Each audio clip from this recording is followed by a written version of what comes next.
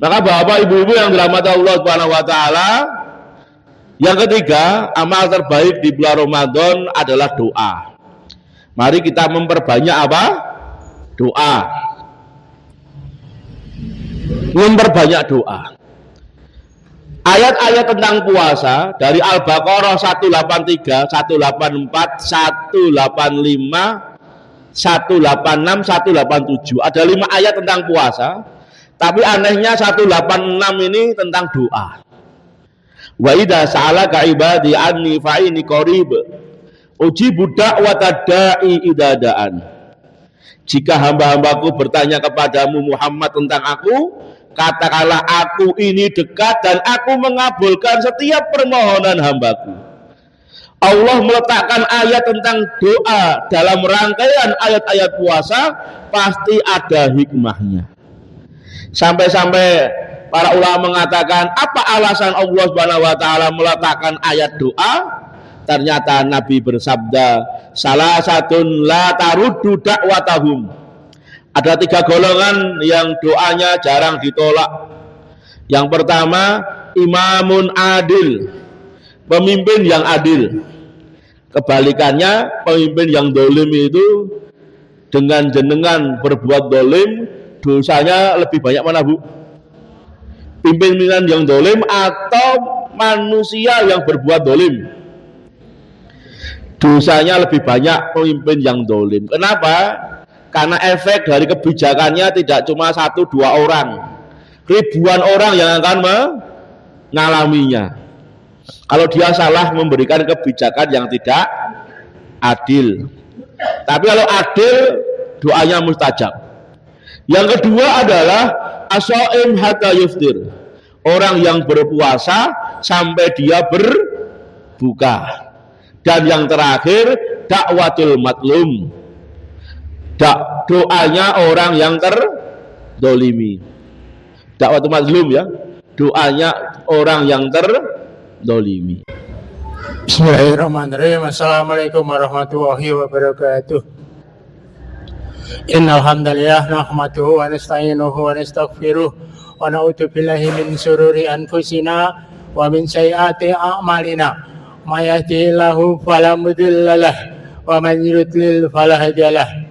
Asyhadu an la ilaha illallah wahdahu la syarika lahu wa asyhadu anna Muhammadan abduhu wa rasuluhu, amma ba'du.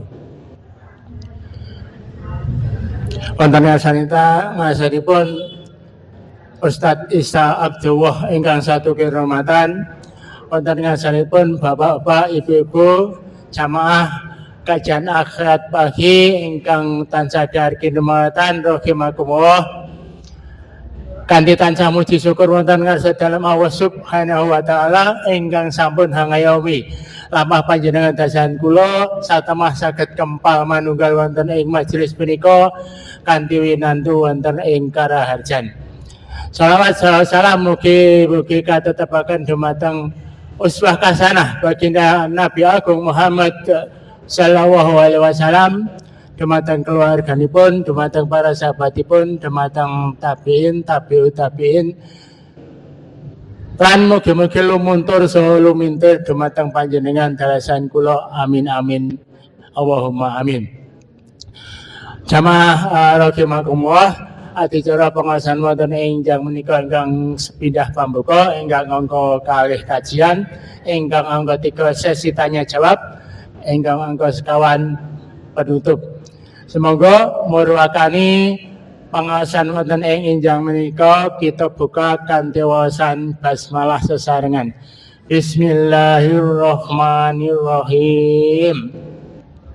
Adicara ingkang angka kalih pengawasan katur panjenenganipun Ustadz Isa Abdullah, wekdal saha panjenengan katuraken sumangga.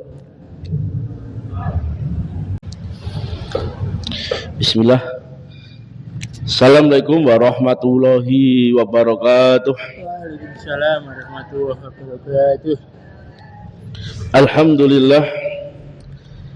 Alhamdulillah hamdan thayyiban mubarakan fih kama yuhibbu rabbuna wa yardaha. Subhanaka la ilma lana illa ma 'allamtana innaka antal alimul hakim. Raditu billahi rabba wa bil islami dina wa bi Muhammadin nabiyya wa rasulah. Alhamdulillah, segala puja dan syukur kita hanyalah milik Allah Subhanahu wa taala. Mari kita muji Allah Subhanahu wa taala dengan sebaik-baik pujian kita. Bersyukur pada Allah taala atas karunia dan nikmatnya. Berlindung kepada Allah taala dari kejahatan amal-amal kita dan keburukan niat-niat kita. Salawat dan salam semoga tercurahkan kepada teladan kita, panutan kita, uswah hasanah kita, Habibuna Mustafa Muhammad sallallahu alaihi wasallam.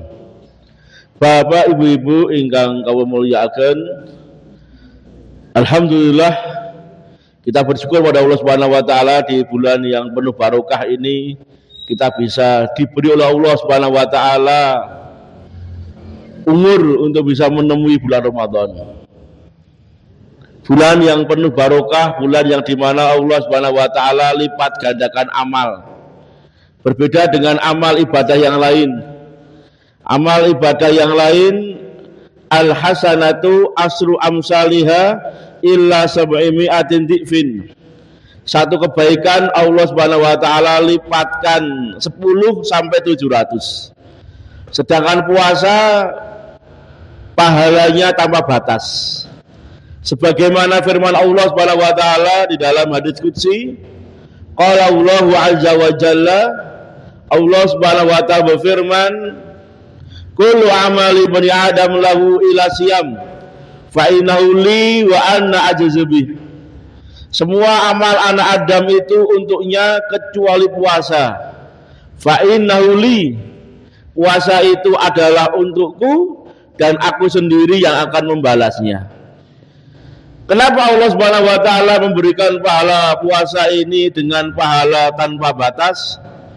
Ternyata Allah Subhanahu wa taala menyamakan ibadah puasa dengan ibadah sabar. Quran mengatakan innama yuwaffa shabiruna ajruhum bighairi hisab.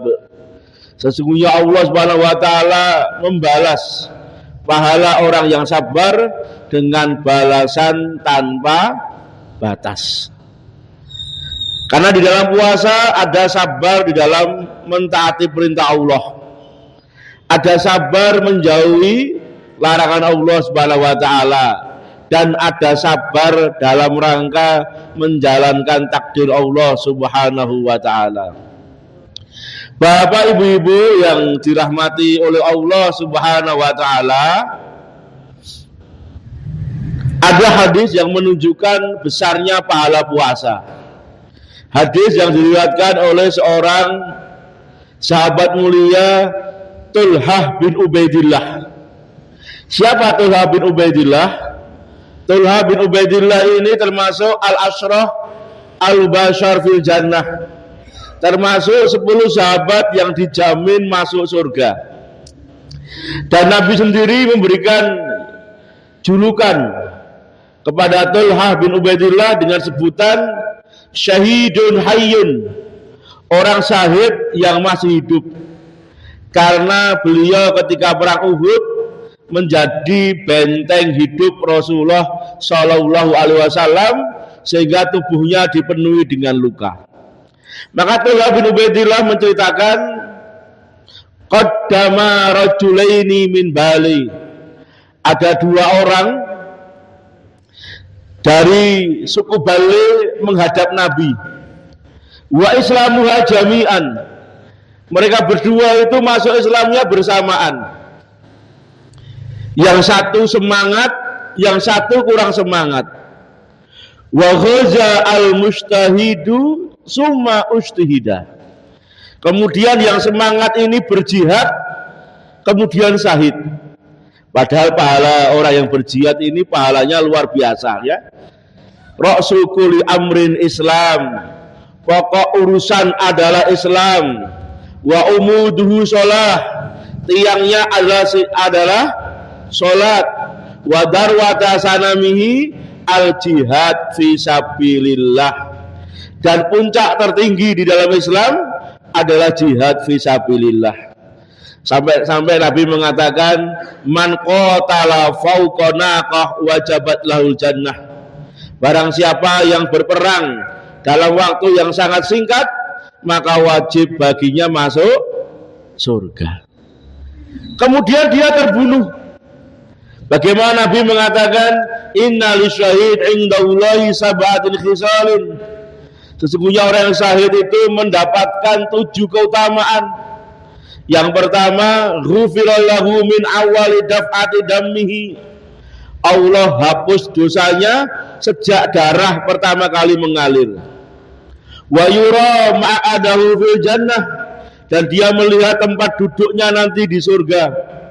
Wa yu'amanu min faza'il akbar, dia aman dari huru hara setelah kematian, tidak merasakan beratnya padang mahsyar karena sudah diuji dengan pertempuran. Yang keempat, wa yu'amanu min adabil qabr, aman dari siksa kubur. Yang kelima, wa yudha'u ala ra'sihi tajun minal waqar khairun minad dunya wa ma'alaiha. Disematkan di atas kepalanya mahkota yang terbuat dari yakut, dari permata, dan mahkota itu lebih baik daripada dunia dan seisinya. Yang keenam, wa tazawwaju min isnaini wa sab'ina min hurun, dinikahkan dengan 72 bidadari. Dan yang ketujuh, wa yasfa'u min sab'ina min aqarib, memberikan syafaat 70 keluarganya. Kemudian yang kedua, yang kurang semangat ini, Allah beri umur lebih panjang 1 tahun hatta tuwafiya, kemudian meninggal. Fara'a fil manam anna inda babil jannah. Kemudian Tolha mengatakan, aku melihat di dalam mimpiku seakan-akan aku berada di depan pintu surga, dan aku melihat orang yang kurang semangat masuk surga lebih dulu daripada yang semangat. Paginya Tolha bercerita dengan para sahabat heran. Fabalagha Rasulullah sallallahu alaihi wasallam, dan kisah ini sampai kepada Nabi. Kemudian Nabi mengatakan, mali ta'jabun, kenapa kalian heran? Kami heran ya Rasulullah. Orang yang pertama semangat ibadah, meninggal juga husnul khotimah. Dia ikut berperang kemudian syahid. Tapi kenapa orang ini masuk surganya belakangan? Kemudian Nabi mengatakan, alaisa qad makasau ba'dahu sannah, bukankah orang yang kedua ini tinggal di dunia lebih lama 1 tahun daripada yang kedua? Qalu bala, betul ya Rasulullah. Kemudian Nabi mengatakan, wa adraka Ramadan fasoma wa shala min kada wa kada min sajadatin fi sannah. Bukankah orang yang kedua ini dia mendapati Ramadan, kemudian dia berpuasa, kemudian dia sholat ini, sholat itu, dan dia sujudnya lebih lama 1 tahun daripada yang pertama? Qalu bala, betul ya Rasul. Dengan apa orang yang kurang semangat ini mengejar ketinggalannya? Dengan dia mengoptimalkan sisa umur yang 1 tahun, lebih-lebih di bulan Ramadan. Kemudian Nabi mengatakan, fama bainahuma ab'adu fima baina sama wal ard.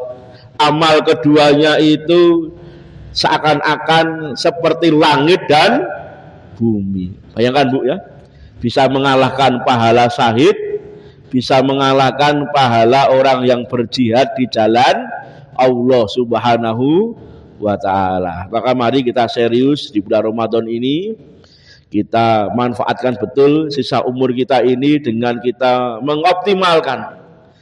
Kita manfaatkan betul karena ini bisa melipatkan derajat kita di sisi Allah Subhanahu wa ta'ala.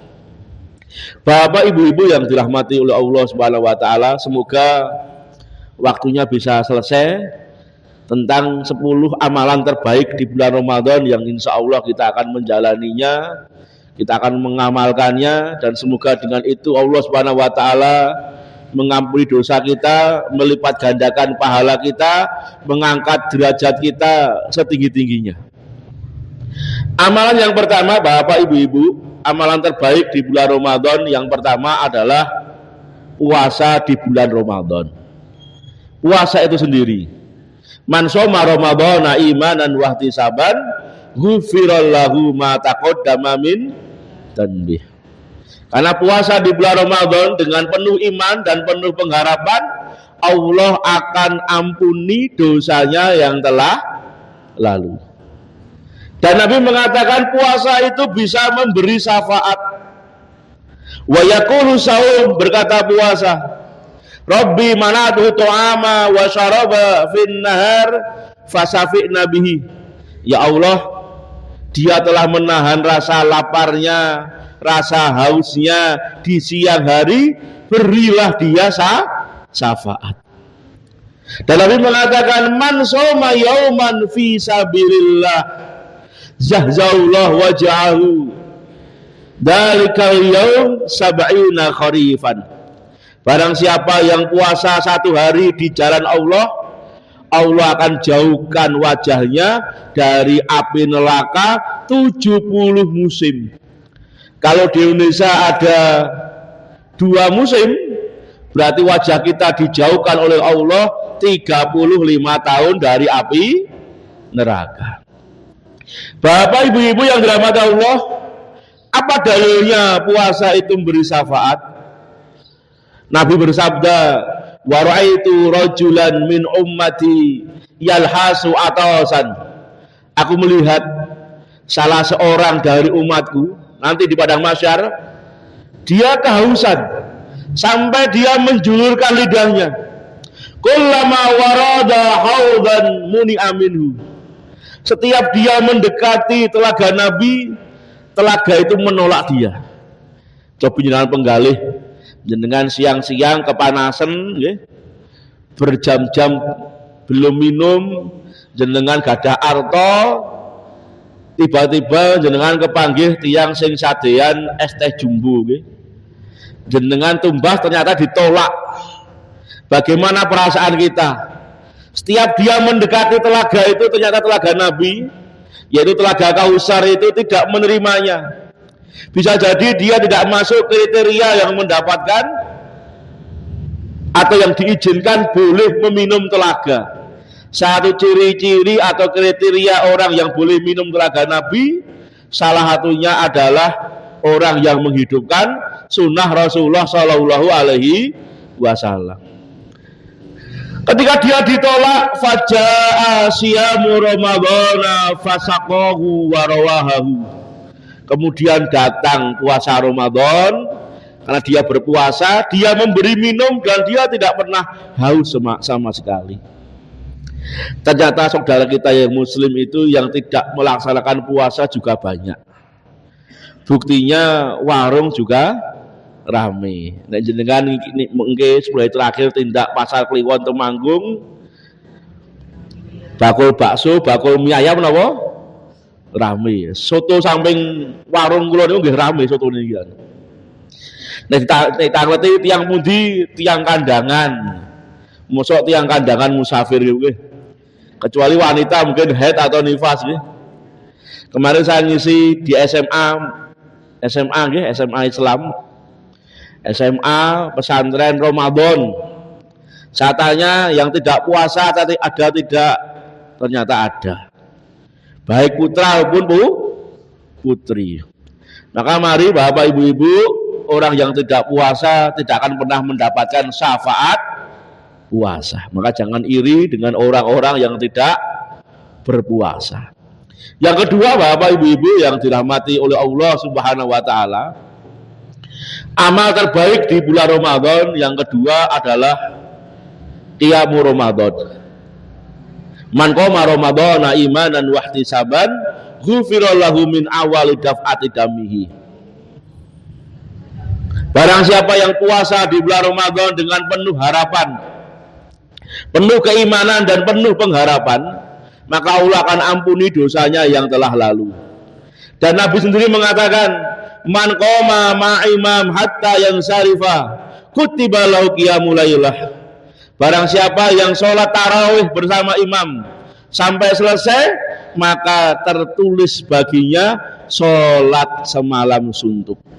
Kalau ibu-ibu pengen dapat Lailatul Qadar, ya sholat tarawih berjamaah, witir juga berjamaah dengan imam sampai selesai. Karena pahalanya apa?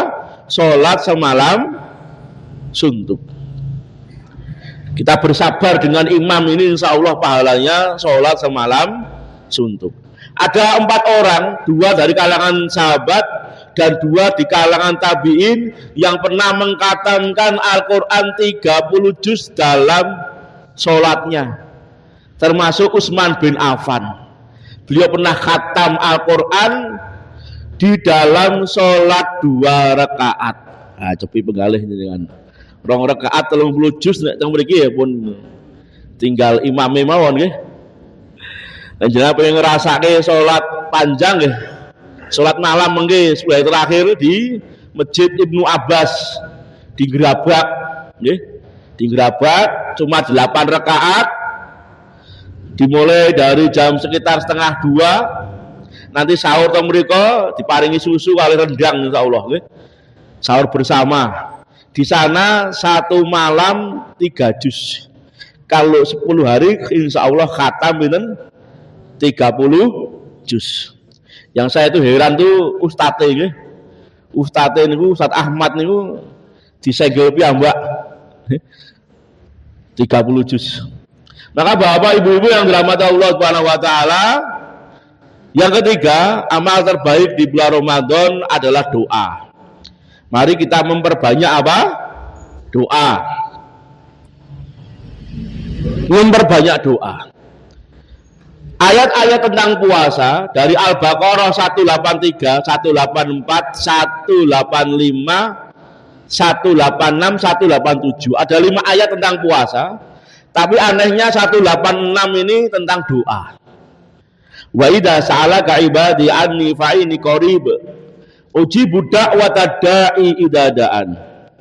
Jika hamba-hambaku bertanya kepadamu Muhammad tentang aku, katakanlah aku ini dekat dan aku mengabulkan setiap permohonan hambaku. Allah meletakkan ayat tentang doa dalam rangkaian ayat-ayat puasa, pasti ada hikmahnya. Sampai-sampai para ulama mengatakan, apa alasan Allah Subhanahu wa taala meletakkan ayat doa? Ternyata Nabi bersabda, salah satun la taruddu da'watahum. Ada 3 golongan yang doanya jarang ditolak. Yang pertama, imamun adil, pemimpin yang adil. Kebalikannya, pemimpin yang dolim itu dengan jenengan berbuat dolim, dosanya lebih banyak mana Bu? Pimpinan yang dolim atau manusia yang berbuat dolim? Dosanya lebih banyak pemimpin yang dolim. Kenapa? Karena efek dari kebijakannya tidak cuma 1-2 orang, ribuan orang yang akan mengalaminya. Kalau dia salah memberikan kebijakan yang tidak adil. Tapi kalau adil, doanya mustajab. Yang kedua adalah as-shaim hatta yuftir, orang yang berpuasa sampai dia berbuka. Dan yang terakhir, dakwatul matlum, doanya orang yang terdolimi. Dakwatul matlum ya, doanya orang yang terdolimi. Kapan puncak di bulan Ramadan? Ketika kita berpuasa, puncak yang paling mustajab itu kapan? Ternyata Nabi mengatakan, inna liso'im indal fitri da'watun la turad. Sesungguhnya orang yang berpuasa menjelang berbuka, doanya jarang ditolak. Nah, jangan ningali tiang umroh bulan Ramadan, jarang yang ngobrol ketika 5 menit atau 10 menit sebelum azan maghrib. Mereka sibuk doa. Karena puncaknya di mana? Di menjelang maghrib. Kalau jenengan doanya belum dikabulkan, doa itu sendiri ibadah. Dikabulkan tidak dikabulkan, kita sudah mendapatkan pahala. Bisa jadi doa jenengan diganti oleh Allah dengan disimpan di akhirat. Bisa Allah ganti dengan jenengan diselamatkan dari mara bahaya atau penyakit yang mematikan. Atau bisa jadi doa kita oleh Allah Subhanahu wa taala ketika Allah tidak mengabulkan, bisa jadi Allah Subhanahu wa taala beri yang lebih baik daripada yang kita minta. Sebagaimana Nabi pernah berdoa kepada Allah ketika didolimi, ternyata doanya tidak dikabulkan. Nabi pernah didatangi oleh Utaibah bin Abu Lahab, mantan menantu Nabi, menantu yang paling kurang ajar, mantan, karena putranya Abu Lahab pernah dinikahkan Nabi dengan Ruqayyah, ya. Oleh bapaknya ketika Nabi mendapat wahyu disuruh menceraikan. 2 orang putri Nabi pernah menikah dengan 2 orang putra Abu Lahab. Itu Utbah bin Abu Lahab dan Utaibah bin Abu Lahab. Nah, ini Utaibah ini kurang ajar, ya. Dia datangi Nabi, mantan mertuanya, beliau ludahi muka Nabi, ya. Itu Nabi didolimi. Kemudian Nabi berdoa, Allahumma sallit alaina kalban min kilabik. Ya Allah, kuasakanlah kepada Utaibah seekor anjing dari anjing-anjingmu. Setiap Utaibah mengingat doa Nabi, beliau ketakutan. Sampai ketika dia berdagang ke negeri Syam bersama rombongan para kafilah dagang, dia minta tidurnya di tengah kemah, khawatir apa? Dibrakot segawon, ya. Apakah Allah kabulkan doa Nabi? Ternyata Allah tidak kabulkan doanya. Ternyata Utaibah tidak gigit anjing, tapi ternyata Utaibah dimakan singa. Allah kirim seekor apa? Singa, ya. Singanya meloncati kemah, kemudian memakan Utaibah. Kalau tanya jenengan Bu, singa kali anjing niku sangar pundi Bu? Singa nggih. Kadang doa kita Allah tidak kabulkan, ternyata Allah beri yang lebih baik daripada yang kita minta. Ada seorang yang sakit 7 tahun tidak bisa jalan, berobat kemana-mana belum Allah beri jodoh. Datang kepada Abdullah ibnu Barak, seorang tabi'in. Maka Abdullah ibnu Barak memberikan solusi. Tolong engkau cari tukang gali sumur. Kalau sumur itu sudah ada airnya, sedekahkan. Semoga dengan itu Allah Subhanahu wa taala menyembuhkan penyakitmu. Betul, orang ini sembuh, Pak. Dan Abdullah ibnu Barak mengatakan, dawu marudhakum bisodaqah, ya. Obatilah penyakitmu dengan sedekah. Maka Bapak Ibu-ibu yang dirahmati Allah Subhanahu wa taala, ini yang ketiga, nggih. Kemudian yang keempat, tilawatul Quran. Tilawah itu beda dengan membaca. Kalau membaca namanya qiraah. Saya tanya ibu-ibu di sini, adakah dalil di dalam Al-Qur'an 1 ayat saja perintah untuk menghafal Al-Qur'an? Enten mboten Bu? Perintah untuk apa? Menghafal Al-Qur'an.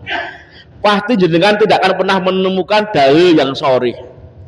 Tapi kalau dalil ghairu sharih ada. Itu firman Allah Subhanahu wa taala di dalam surah Al-Jumu'ah ayat yang kedua. Walladzi ba'asa fil ummiyina rasulan. Dialah Allah Subhanahu wa taala yang diutus oleh Allah kepada suatu kaum yang tidak bisa membaca. Nabi itu berdakwah di suatu kaum yang SDM-nya paling rendah. Apa satu tugas beliau? Yatlu alaihim ayatihi. Yatlu dari kata tilawah, membacakan. Makna membaca itu tidak cuma baca, ya menghafal, ya mengetahui maknanya, ya mentadaburinya, dan yang terakhir mengamalkan. Maka tilawah itu puncak tertinggi di dalam membaca Al-Quran. Nah kalau bisa hari ini jenengan khatam 1 kali plus khatam terjemah. Ini ibu sampun khatam dereng nih. Pun nggih. Alhamdulillah. Dan Quran niku saged memberikan apa? Syafaat. Iqra'ul Quran fa inna ya'ti yaumal qiyamati syafi'an li ashabihi. Bacalah Al-Quran karena Al-Quran akan memberikan syafaat bagi orang yang membacanya di hari kiamat. Dan Nabi bersabda, yaqul Quran, berkata Quran, Rabbi manatu nauma bil lail fasyafi'na bihi. Ya Allah, orang ini menahan rasa kantuknya di malam hari. Beri dia syafaat.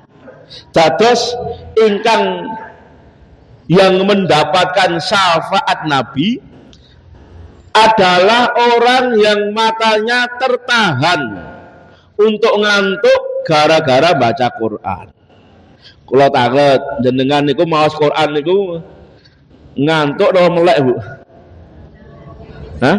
Sing angsal syafaat itu sing mboten ngantuk gara-gara baca Quran, dia menahan rasa kantuknya. Nek kita kadang-kadang baca Quran aja, Qurannya jatuh gitu, saking ngantuknya. Dan ini dalil menunjukkan membaca Al-Quran di malam hari lebih utama daripada di siang hari. Kemudian yang kelima, gitu. 5 betul, Bu. Yang kelima adalah sedekah. Afdhalu sedekah fi Ramadan. Sebaik-baik sedekah itu sedekah di bulan Ramadan. Wa kana sallallahu alaihi wasallam ajwadan nas bil khair. Nabi itu yang dermawan. Wa kana ajwadu ma yakunu fi Ramadan. Dan beliau sangat dermawan ketika memasuki bulan Ramadan. Saya bertanya, apa bedanya sedekah dengan infak? Apa, Bu? Bedanya sedekah dengan infak? Sedekah itu, infak itu bagian dari sedekah. Sedekah lebih umum daripada infak. Nabi mengatakan, kullu ma'rufin shadaqatun. Semua kebaikan itu adalah sedekah. Maka sedekah itu tidak harus dengan uang, termasuk menyingkirkan kayu di tengah jalan, termasuk tersenyum di hadapan saudaranya. Tabasamuka liwajhi akika shadaqatun. Senyummu di hadapan saudaramu adalah sedekah. Maka sedekah itu adalah semua kebaikan. Semua kebaikan.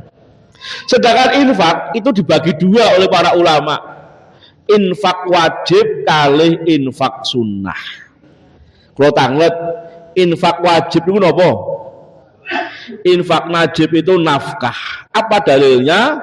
Surat An-Nisa ayat 38. Ar-rijalu qawwamuna 'ala nisa bima faddalallahu ba'dum 'ala ba'din wa bima anfaqu min amwalihim. Lelaki itu pemimpin atas para wanita. Dengan cara apa seorang laki-laki itu menjadi pemimpin? Dengan cara dia diberi kelebihan. Maka suami itu harus lebih daripada istrinya, lebih akhlaknya, ya? Lebih ilmunya, yang penting harus lebih. Yang kedua apa? Dengan memberi nafkah, infak dari sebagian hartanya. Maka perlu diingat ibu-ibu yang dirahmati oleh Allah, bahwa Nabi dengan Khadijah itu pernikahan yang tidak sekufu. Karena Khadijah lebih kaya daripada Nabi, dan Nabi termasuk karyawan dari karyawan-karyawannya Khadijah. Tapi kenapa pernikahan yang tidak sekufu itu bisa bertahan lama dan ternyata bisa sakinah mawaddah warahmah? ternyata Nabi lebih unggul daripada Khadijah secara ilmu, dan Khadijah menyerahkan hartanya kepada Rasul untuk mengelolanya. Maka kalau suami yang ideal gajinya, yang ideal Ibu, yang bisa mencukupi kebutuhan keluarganya dan lebih, itu tidak boleh kalau nafkah itu seluruh hartanya, kecuali dia tidak mampu mengcover kebutuhan keluarga pun diparingke sedaya gajine tesih kirang. Kenapa Quran mengatakan nafkah itu dari sebagian harta? Karena suami masih punya tanggung jawab yang lain. Contohnya apa? Menafkahi orang tuanya yang kurang mampu. Coba jalan penggalih. Kalau semua itu di atas namakan istri, rekening atas nama istri, itu masuk pulau barang ya. Sertifikat atas nama istri, BPKB atas nama istri, sampai gaji semua untuk istri. Padahal gajinya banyak mungkin. Kalau tidak ada masalah, tidak apa-apa. Akan sakinah mawaddah warahmah. Pertanyaannya, kalau terjadi masalah, ini mukjizat Al-Quran. Kalau terjadi masalah, akhirnya terjadi perceraian, suami itu keluar dari rumah hanya pakai atuk kolor pakai sarung gitu. Kalau ada masalah, maka Quran mengatakan sebagian harta. Bapak ibu-ibu yang dirahmati Allah Subhanahu wa taala, Ashabun Nuzul surat Al-Hadid, Surah Al-Hadid ayat yang 11. Man dalladzi yuqridullah qardan hasanan fayudha'ifahu lahu wa lahu ajrun karim. Barang siapa yang memberikan pada Allah pinjaman yang baik di dunia, Allah akan melipatkan pinjaman itu di dunia, dan di akhirat dia akan mendapatkan pahala yang mulia. Ashabun Nuzul ayat ini adalah Abu Dahdah. Abu Dahdah mendatangi Nabi, ya Rasulullah, ulurkanlah tanganmu. Ketika Nabi mengulurkan tangannya, Abu Dahdah langsung menjabat tangan Nabi dan mengatakan, ushidukum, saksikanlah ya Rasulullah, kebunku yang di dalamnya ada rumahku, saya pinjamkan kepada Allah. Maka turun ayat, man dalladzi yuqridullah qardan hasanan. Bapak ibu-ibu yang dirahmati oleh Allah Subhanahu wa taala, juga tentang ayat yang berbunyi lan tanalul birra hatta tunfiqu mimma tuhibbun. Kalian tidak akan sampai kepada derajat kebaikan sebelum kalian menginfakkan sesuatu yang kalian cintai. Nabi baru berkhutbah, ternyata Abu Talhah baru sampai halaman Masjid Nabawi. Turun ayat itu. Abu Talhah mengatakan, ya Rasulullah, tidak ada harta yang lebih aku cintai kecuali kebunku, yang di dalamnya ada mata air yang bernama Buraiha, yang Nabi sering minum di dalamnya. Kami infakkan di jalan Allah Subhanahu wa ta'ala. Padahal beliau belum duduk, belum sampai masuk masjid, beliau kepingin orang yang pertama kali mengamalkan ayat Allah Subhanahu wa ta'ala. Istri dari Abu Talhah, sinten Bu namanya? Nah, jangan jawab Bu Talhah, betul Bu. Namanya Ummu Sulaim, ya, namanya Ummu Sulaim.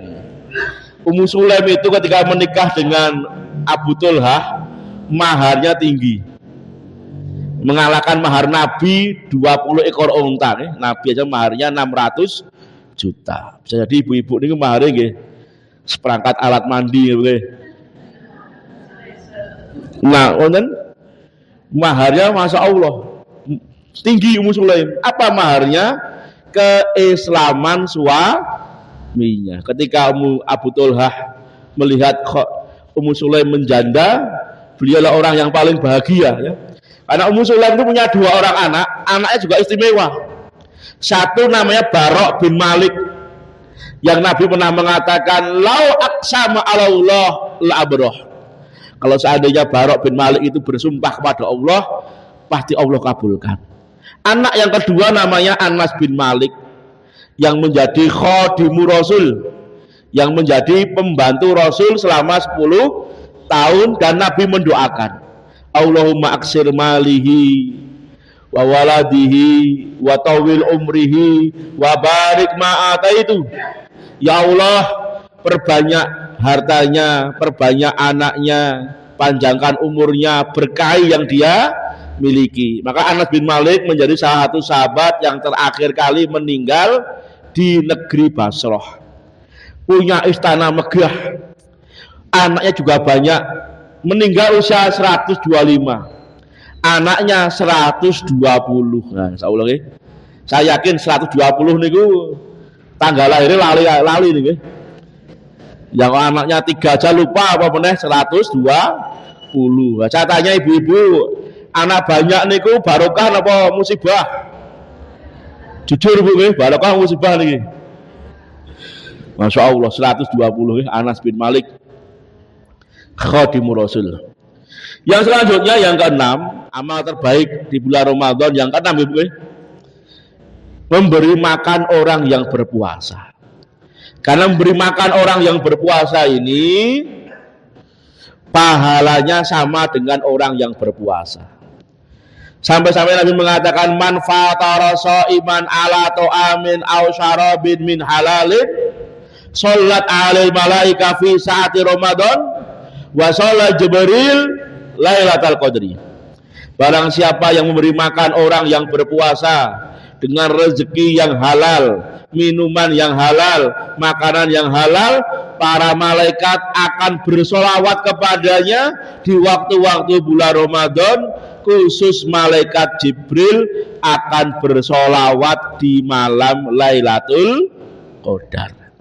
Saya bertanya, apa makna solawat malaikat kepada kita? Maknanya malaikat mendoakan kebaikan. Nah, jenengan angsal jadwal takjil berarti jenengan akan didoakan oleh para malaikat. Pemimpin malaikat Jibril alaihissalam akan mendoakan kita di malam Lailatul Qadar.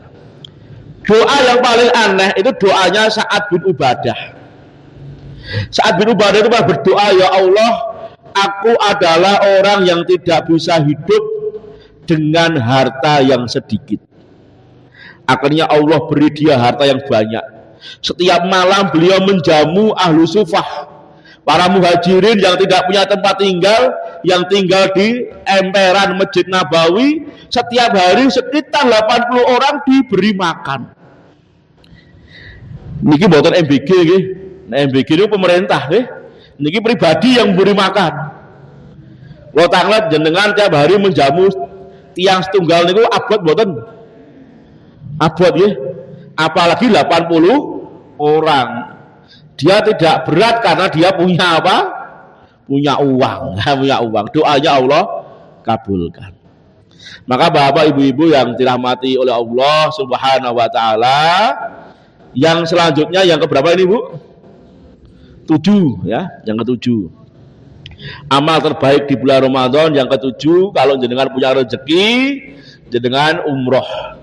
Umratun fi Ramadan ta'dil hujjata ma'iyah. Umroh di bulan Ramadan sebanding dengan haji bersama Nabi. Al-umratu ila umratu mukafiratun lima bainahuma. Umroh ke umroh itu menghapus dosa di antara keduanya. Berarti kalau tiap tahun umroh itu angsal betul Bu? Angsal, menghapus dosa keduanya. Ini menunjukkan dalil bahwa Ramadan itu berbeda dengan bulan yang lain. Karena umroh cuma 3 jam sampai 4 jam dibandingkan dengan haji yang 5 sampai 6 hari. Masya Allah, ini puncak haji. Kita lanjutkan yang ke-8. 8 nggih. Iktikaf nggih. Apa itu iktikaf? Mulazimatul masjid lil ibadah, berdiam di masjid dengan niat ibadah, takarruban ila Allah Ta'ala, dalam rangka mendekat kepada Allah. Dan Allah menjamin orang yang iktikaf itu dengan dijamin Allah rahmatnya, dipermudah untuk berjalan melewati sirat, mendapatkan ridha Allah dan mendapatkan surga. Maka mari ibu-ibu di sebelah terakhir kalau bisa itikaf. Apakah itikaf itu harus 10 hari? Yang utama memang 10 hari. Nabi menjelang wafat itikaf 20 hari. Nabi belum pernah meninggalkan itikaf. Beliau pernah meninggalkan itikaf di qadha Ramadan berikutnya 20 hari. Pernah beliau qadha itikaf 10 hari di bulan Syawal. Nah, saya tanya ibu-ibu, jenengan itikaf di bulan Syawal nu sanggup mboten? Padahal tamune kathah, gitu. Itikaf di bulan Syawal. Boleh tidak itikaf tidak 10 hari? Jawabnya boleh. Apa dalilnya? Dalilnya adalah kitab Umdatul Ahkam karangan Abdul Ghani Al-Maqdisi, satu murid dari Syekh Abdul Qadir Jailani. Kitab Umdatul Ahkam itu dibahas di Payaman tiap hari Rabu jam 9 sampai jam 10 oleh Ustaz Agus Effendi itu. Itu dalam kitab Umdatul Ahkam itu ditulis, kitab itu adalah hadis yang disepakati Bukhari dan Muslim di dalam perkara fikih. Di dalam bab itikaf, di dalam Umdatul Ahkam itu Umar ibnu Khattab pernah bertanya kepada Nabi, ya Rasulullah, bolehkah dulu ketika aku di masa jahiliyah, aku pernah bernadar. Nadarku adalah ingin itikaf semalam di Masjidil Haram. Maka Nabi mengatakan, tunaikan nadarmu. Maka menunjukkan bahwa itikaf semalam boleh. Sampai-sampai ulama mengatakan 20 menit juga boleh. Yang penting apa? Niatnya itikaf di masjid, habis taraweh jenengan berdiam 20 menit di masjid, diniatkan apa? Itikaf. Bapak ibu-ibu yang dirahmati oleh Allah Subhanahu wa taala, Nabi mengatakan man qama lailatul qadri imanan wa ihtisaban ghufira lahu ma taqaddama min dhanbihi. Barang siapa yang sholat malam bertepatan dengan malam Lailatul Qadar, maka Allah akan ampuni dosanya yang telah lalu. Maka mari ibu-ibu, dan hakikat itikaf menurut Imam Ibnu Rajab Al-Hambali di dalam kitab beliau, ya, beliau mengatakan hakikat itikaf adalah qatlul makhluk wa intisalil khaliq. Memutus hubungan dengan makhluk, menyambung hubungan dengan Allah. Jangan sampai itikaf sibuk dengan HP, golek orderan, gitu. Itikaf malah main game. Ibu-ibu itikaf malah lihat HP, scroll Facebook, lihat drakor, drama apa? Korea mungkin. Padahal itikaf itu memutus hubungan dengan makhluk. Jangan sampai juga itikaf itu lari dari masalah. Di rumah duyeng bojone kon pakai pakaian, dereng tumbas endel barang malah melayu itikaf. Itikaf lari dari masalah. Padahal itikaf itu memutus hubungan dengan makhluk, menyambung hubungan dengan Allah Subhanahu wa taala. Terus bagaimana dengan ibu-ibu yang tidak bisa itikaf? Apakah bisa mendapatkan Lailatul Qadar? Bisa dengan cara tadi, sholat tarawih berjamaah. Kalau tidak mampu, sholat isya berjamaah. Kalau tidak bisa lagi, ya sholat subuh berjamaah, karena pahalanya sama. Kutibalahu qiyamul lailah, ditulis baginya sholat semalam suntuk. Tapi kalau mentok ibu-ibu nggak bisa karena halangan, mungkin haid atau nifas, yang penting niat. Niatul mar'i khairun min amali. Niat seseorang itu kadang-kadang lebih baik daripada amalnya. Berapa banyak orang mendapatkan pahala padahal dia belum melaksanakan gara-gara baiknya niatnya. Alhamdulillah saya pun daftar haji Foroda. Tapi daftarnya baru dengan Allah, yang penting niat, nek bayar dereng bayar, yang penting apa? Niat daftar dengan Allah haji Foroda. nek meninggal insyaallah haji mabrur gitu. Niatul mar'i khairun min amalihi. Niat seseorang itu kadang-kadang lebih baik daripada amal itu sendiri. Terus yang ke-9, amal terbaik di bulan Ramadan yang ke-9 adalah sahur bersama. Karena saya belum pernah menemukan satupun hadis tentang dalil bukber, buka bersama. Tapi tidak ada larangan sehingga boleh. Ya. Nabi juga tidak melarang. Tapi kita belum pernah mendapatkan redaksi dari Nabi tentang buka bersama. Tapi kalau sahur bersama ada, paling tidak dengan istri ya, atau dengan anak-anak. Nabi mengatakan dari Zaid bin Sabit radhiyallahu an. Zaid bin Sabit ini penulis wahyu, sekretaris Nabi. Tasaharna ma'a Rasulillah sallallahu alaihi wasallam. Aku pernah sahur bersama Nabi. Dan Zaid bin Sabit mengatakan, berapa batasan antara waktu sahur dan adzan maghrib? Sekitar 50 ayat.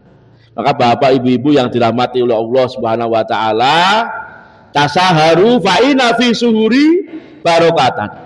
Sahurlah karena di dalam sahur itu ada keberkahan. Keberkahan waktunya, waktu sahur itu waktu yang barokah. Wabil ashari hum yastaghfirun. Di waktu sahur mereka memperbanyak apa? Istighfar. Yang kedua yang barokah adalah makanan. Makanan apa? Sahur. Makanan sahur itu makanan ingkang barokah. Yang terakhir, Bapak Ibu-ibu yang dirahmati Allah Subhanahu wa taala, amal terbaik di bulan Ramadan yang terakhir adalah menjauhi dosa dan maksiat.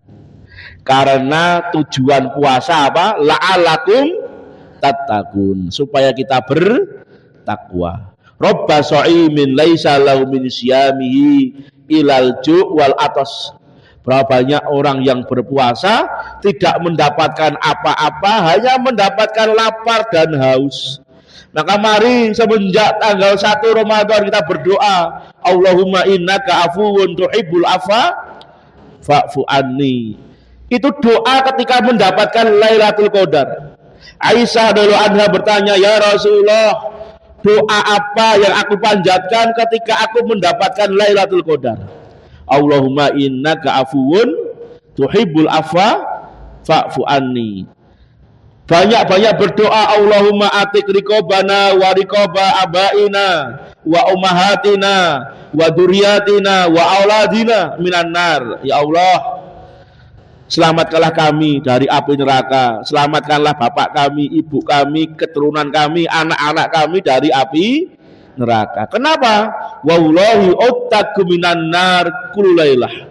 Demi Allah, Allah membebaskan manusia di setiap malam bulan Ramadan.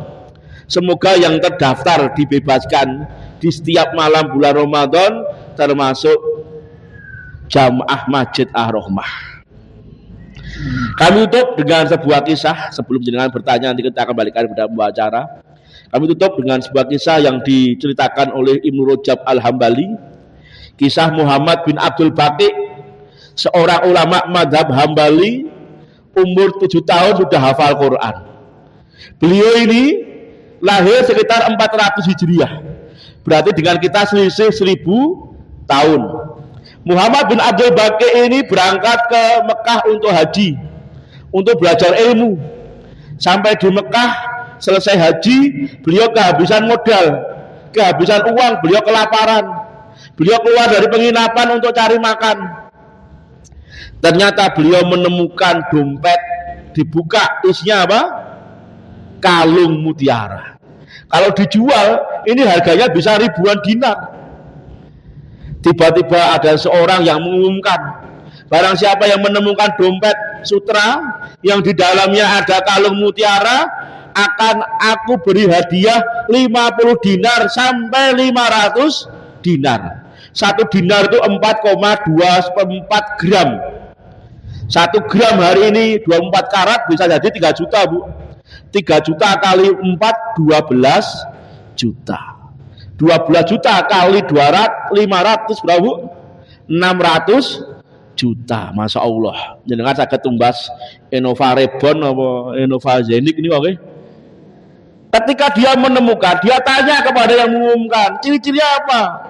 Dia sebutkan ciri-cirinya, berarti dia yang punya. Ketika dia berikan dompet itu, ketika diberi hadiah, beliau tolak. Nah, saya bertanya, kok menolak? Padahal butuh. Kenapa Bu? Kok ditolak? Ini celaka Bu. Celakanya dia ahli fikih. Celakanya dia orang yang berilmu. Dalam bab fikih itu ada bab yang namanya ja'alah, bab sayembara. Orang yang berhak mendapatkan hadiah adalah orang yang ikut sayembara. Sedangkan Muhammad bin Abdul Baqi itu termasuk orang yang tidak ikut sayembara. Kenapa? Karena dia telah menemukan dompet itu sebelum diumumkan. 4 madhab fikih mengatakan haram menerima hadiah karena dia bukan peserta, apalagi menemukan di Masjidil Haram ya, dikembalikan yang punya. Itulah orang yang berilmu, yang jujur dengan ilmunya, padahal dia butuh. Akhirnya dia nggak dapat hadiah. Akhirnya selang berapa tahun beliau naik kapal, akhirnya beliau karena ingin mencari penghidupan yang lebih layak, kapalnya keram, terdampar di sebuah pulau. Ternyata di pulau ini ada masjid, imamnya baru aja meninggal. Karena beliau hafal Qurannya banyak, beliau orang yang berilmu, akhirnya ditunjuk jadi imam pengganti. Disuruh mengajarkan Al-Quran, baca tulis kepada masyarakat di pulau itu. Sehingga kehidupan beliau mulai membaik. Tiba-tiba ditawarkan untuk menikah dengan seorang wanita, putri satu-satunya almarhum imam yang telah meninggal. Akhirnya nikah. Ketika menikah, lihat istrinya itu yang dilihat bukan wajahnya Bu. Jadinya istrinya kecewa, jebule suaminya itu tidak senang mungkin nggak melihat wajahnya. Jadi dilihat apa? Kalung yang melingkar di leher istrinya. Yang kecewa tidak cuma istrinya, tidak cuma keluarga istrinya, yang kecewa masyarakat. Jebule sing tak pilih Ustadz Matre kan. Sing didelok apa? Kalung. Ketika habis subuh, beliau cerita bahwa beliau itu kenal kalung itu, pernah menemukan kalung itu. Maka masyarakat bertakbir Pak.